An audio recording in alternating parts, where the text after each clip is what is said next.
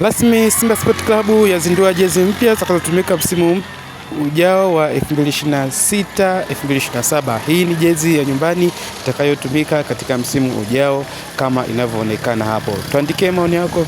Je, ni uzi upi utaupenda katika hizi tatu? Hii ni jezi ya nyumbani na hii na uzi namba 2 ni uzi wa ugenini, ni wa rangi hii ya blue. Na kama unavyoonekana hivyo, tuandikie pia maoni yako, uzi upi ni mkali. Na uzi chaguo namba 3 ni huu hapa ambao utatumika kama third kit. Tuandikie pia katika hizi jezi, umeonaje, uzi upi umekupenda zaidi? Na hayo ndio jumla ya jezi za msimu huu.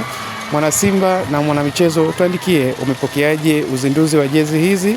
Tuandikie maoni kwenye comment.